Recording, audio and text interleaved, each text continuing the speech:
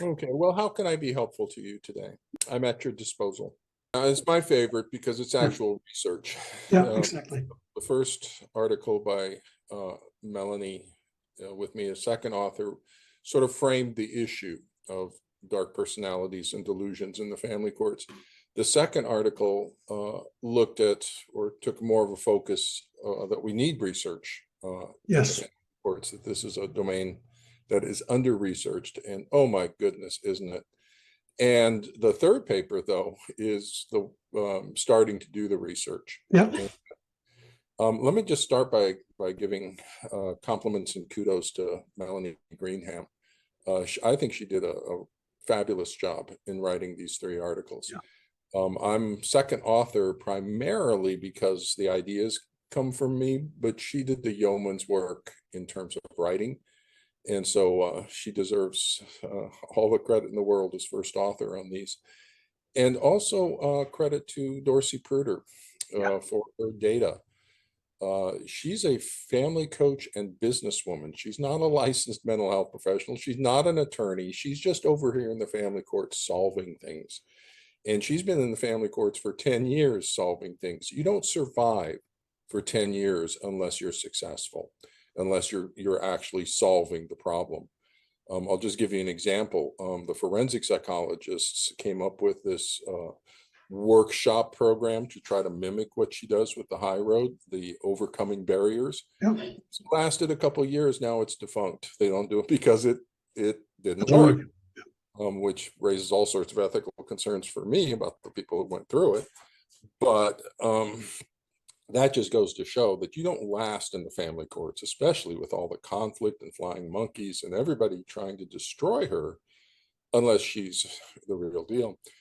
And then her development of the custody resolution method, which is the application of research methodology, qualitative research methodology called content analysis, that uses a research methodology called data coding or data tagging.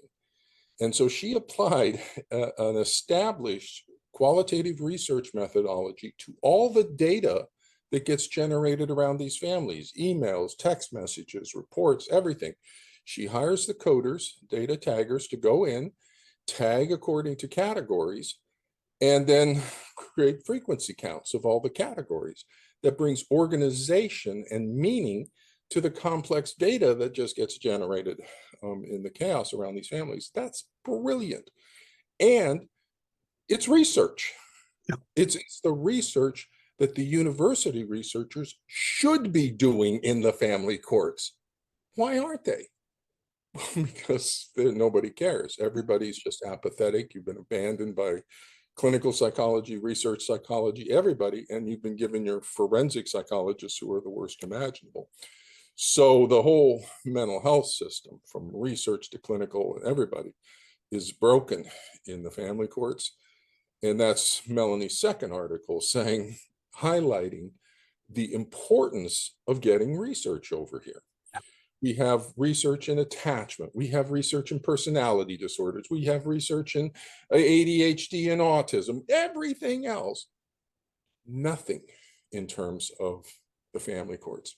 The only thing we have is these mild retrospective things out of people like Amy Baker using parental alienation as a no, we need actual researchers coming in here, because again, that's what Melanie's articles point out, is that this is a dark triad, dark personality pathology in the family courts, narcissistic, borderline, dark personalities. Those in the research literature are called the core of evil by Bookell, the dark personalities. This is a very malevolent pathology in the family courts. We absolutely need professional researchers over here. Very malevolent pathology in the family courts. We absolutely need professional researchers over here looking at it. And it's a great place because it's concentrated dark personalities. It's just like a concentrated source. So the researchers don't. And that's what my work is allows the researchers to do, because I worked for 12 years organizing the data component for a major NIMH research project on schizophrenia. I had 3 research staff working under me. I was in charge at UCLA, Dr. Nectarline's schizophrenia research. I was in charge of all things data. So I know large NIMH research. I know data and research very, very well. And so when I constructed my diagnostic indicator and the 3 diagnostic indicators and the checklist for pathogenic parenting, I constructed that with research in mind, that the 3 diagnostic indicators, what they do, not only are they impossible symptoms, and I can explain that, but each symptom is an impossible symptom. And so the presence of any one of them is diagnostic. All 3 of them is absolutely diagnostic. But what it also does is it sets the operational definition for what the pathology is. Nobody could agree on what parental alienation is. That's why they couldn't research it in the courts. There's no definition for what it is and what it isn't. Once we have the definition, now we can go in and say, this is the definition of the pathology, which is what Melanie did in collaboration with Dorsey, is she goes and gets a memorandum of understanding to get access to Dorsey's data. And so then Dorsey pulls out 46 families where the 3 diagnostic indicators are present. First off, holy cow, the prevalence of these symptoms in the general population is 0, and we have 46 families in the family courts with all 3 of the my model is accurate. It makes a prediction. The prediction is borne out by the data. That's the scientific method. What I'm saying in foundations and an attachment-based model of this pathology is absolutely 100% true and correct by the research conducted by a businesswoman and a graduate student and a private practice psychologist. We shouldn't be having to do this, but we're putting actually the whole professional psychology to shame. Dorsey Pruder, holy cow, she's putting them all to shame, doing what they should be doing, but they're not. So that just by itself, 46 families in the family courts show these 3 symptoms. But look what that does now. It defines what the population is. So now for the research purposes, we're not actually looking at that. That's another brilliant piece, because Melanie dropped below that and looked at the 12 associated clinical signs. Now, everything else about my description of this pathology is based on established knowledge, because I don't want to fight about anything. Okay, we need to stop the fighting around children. And the way we do that is by everyone, all the mental health people, applying the same knowledge, so we can all stop fighting about what things are. We just collect the symptoms and apply the knowledge to the symptoms. So we stop fighting about things. So nothing I have described about this pathology comes from me, because otherwise people will start fighting about Dr. Childress. However, these 12 associated clinical signs, when I was working things up, I said, they're just too choice. These are just high frequency symptoms with this pathology. And there's reasons for each one of the 12. And so I included those on the 3rd page of the diagnostic checklist. And I kept kind of quiet because I don't want anybody to be saying, oh, he's got a new theory. But they are remarkably good. But they don't always show up. These 12 associated clinical signs are not always present. That's why they're not diagnostic. But they are so unusual that they're not associated with any other pathology typically. Maybe 1 or 2, but not. And so that's, again, the scientific method. My model identified a prediction. I predict that these associated clinical signs are going to be there frequently. How frequently? I don't know. Let's find out. But they're going to be there often. And so Dorsey wound up collecting data through her own custody resolution method, trying to solve the pathology in the family courts. And she tags She codes for the 3 diagnostic indicators, 12 associated clinical signs.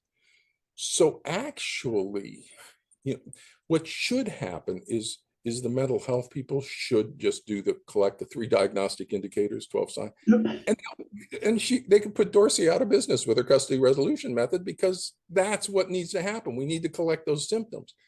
But because they refuse to collect symptom information, holy cow, the mental health people just say, no, I'm not telling you if these symptoms are present.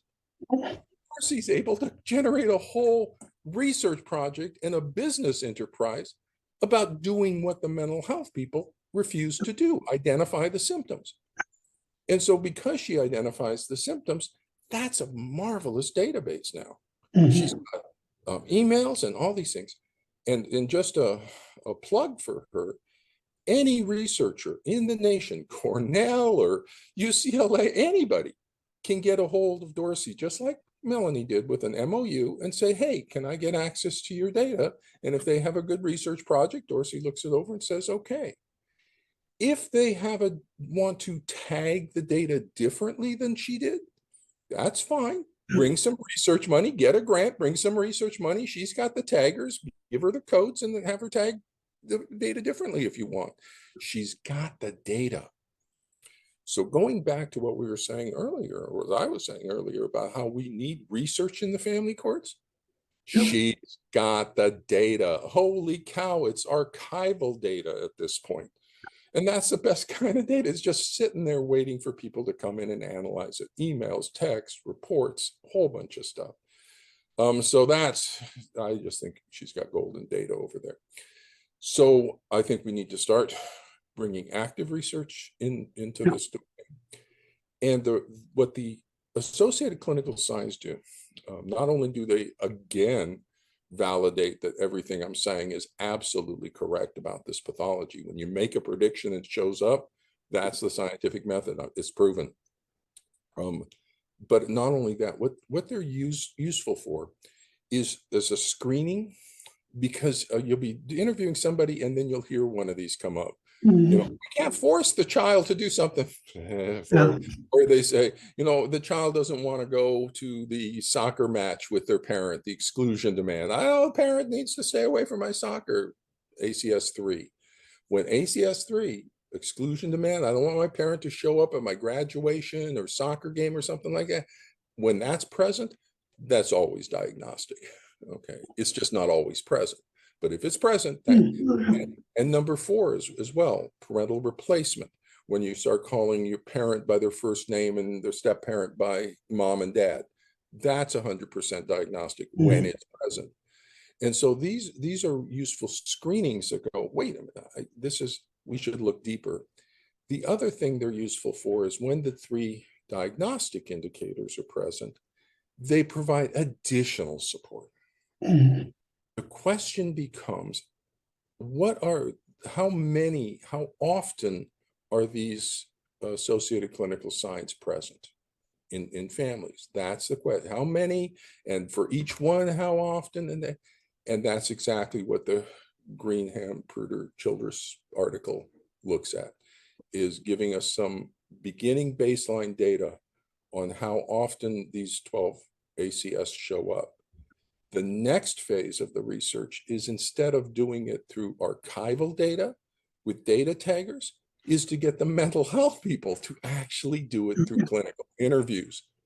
And so you just run 10 families, 20 families in court-involved pathology through some clinical interviews, check on the diagnostic checklist. Now you have the pathology.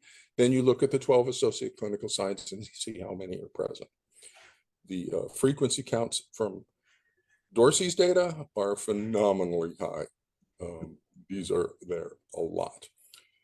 So with that kind of opening summary, let me go back to you and ask thoughts or questions for me about any pathology, research, or anything. Good question.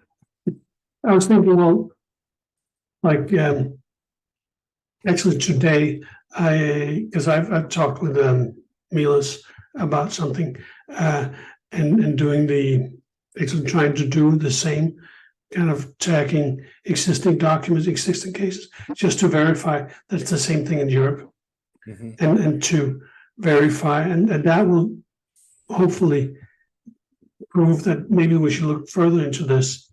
The difficulty, the difficulty is replicating the number of families, the nature of the families, all of that.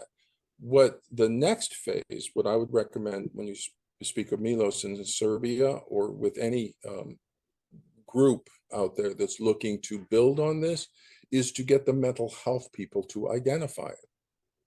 Okay, and so if you just got the mental health people to routinely complete the checklists and then give them to you, and so now you get the mental health people rating rather than data coders or data taggers or the parents or the attorney. Get the mental health people to just say, check, check, check, check, check, check, check, check. Here's my form. And they give it back to you. And then you collect all that data from the reporting of the mental health people. And that would be very much a higher quality. Yeah, and so you could potentially reach out to the mental health people and say, how many cases do you have in the family courts and situation? You know, if you have an active case, can you complete this about that? Or identify high conflict cases in the courts somehow, and then send them out and ask for this to be completed by the mental health people. I'm not sure that they want to. Yeah, that's the people who need to identify this, because identifying the symptoms in the data, that's harder to do than a clinical interview by somebody who knows what the symptoms are. The second feature is the mental health people should be collecting these symptoms just routinely, especially if they're asked. Okay, so that's a more reliable method. And the third is, if you get parents or anybody else to try to report on it, then you're just going to generate more people saying, no, that's not true. And you're going to get fighting about it and fighting and fighting and fighting. Okay, yeah, I get you. That's you need to stop the fighting. Yeah. And so let's go. Because I was thinking about organizing something, because you have all these people that have the pathogen present in their family, and they're probably willing to give me their information, the data. But you're saying that's not a viable cause. So I think it's going to be, hopefully it's going to be surpassed by the universities. Yes. But before to the universities. Soon as you get a university partner involved, they can encourage a group of mental health people to collect the data and turn it into the universities. And it can be anonymous data, you know, it could be just, are these symptoms present? And you put a code number on it and you give it to the university just to compile to see if those are present. And that's going to have a whole lot more power in talking with the media or talking with somebody when those data come back. If it's by somebody who has a vested interest, let's put it that way, in returning the data. So, but independent of that, I think Dorsey's data at this point, the third article is rock solid. It's done at this point. The next phase is to get the mental health people and get a higher level of data coding. I'm just wondering here, because I'm thinking about how could we, because I just got an approval today, actually, an approval for a grant, for applying for a grant, which is which opens up the research thing. But then we got to figure out how to get a hold of a university and all that stuff too. In that area of Europe, up in the Scandinavia area, I would recommend the Maastricht University. Good university. They're internationally recognized, and I think they'd be a strong ally in this situation if they don't use parental alienation. Just to maybe you should use these two methods to check. It's stupid that they're not routinely. It's so easy. Why not? Why not just have the mental health person routinely collect that information? The reason is because they're not competent, and it will show that they're not. They're going to say, oh my goodness, a delusional disorder? I don't know how to diagnose a delusional disorder. Uh-oh, because the pathology you're working with is a possible delusional disorder. I'll cite Walters and Friedlander. And so if you're working with a possible delusional disorder and you don't know how to assess for a possible delusional disorder, that is by definition beyond the boundaries of your competence. Yeah. So every single one of your mental health people is unethical. Every single one of them. So where are your licensing boards that are enforcing ethical standards of practice? Nowhere to be seen. Why aren't they enforcing ethical standards for competence? It is insane what's happening in the court system. It is a cover-up, what's happening in the court system. A cover-up by the authorities of the incompetence in the forensic psychologists. And because of the cover-up, children are being abused, spouses are being abused. That's a fact. In every single case, if there is not a child protection response, somehow the child's being abused by one parent or the other. Yeah. This is a pathology of abuse. It is, yeah. And so the system is abusing. And the funny thing abuses the psychologists who try to help you. That's what drives them away. It abuses Dorsey. She comes over, tries to abuse her, abuses everybody and this is the pathology of abuse. Narcissistic, borderline, dark personalities, the core of evil, dark personalities, malevolent, dark triad, narcissistic, psychopathic, Machiavellian manipulation, vulnerable dark triad, vulnerable narcissism, borderline Machiavellian manipulation. Add sadism to get the dark tetrad. Holy cow. Narcissistic, psychopathic, Machiavellian manipulation, and sadistic. And that's what we have in the family courts. And it's not being identified, not being addressed.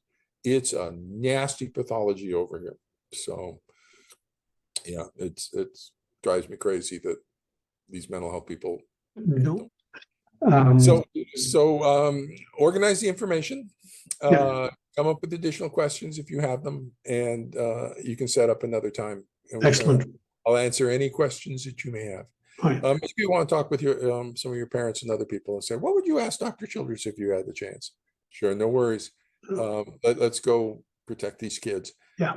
And, you know where I am. I'm in your computer. Exactly. All right.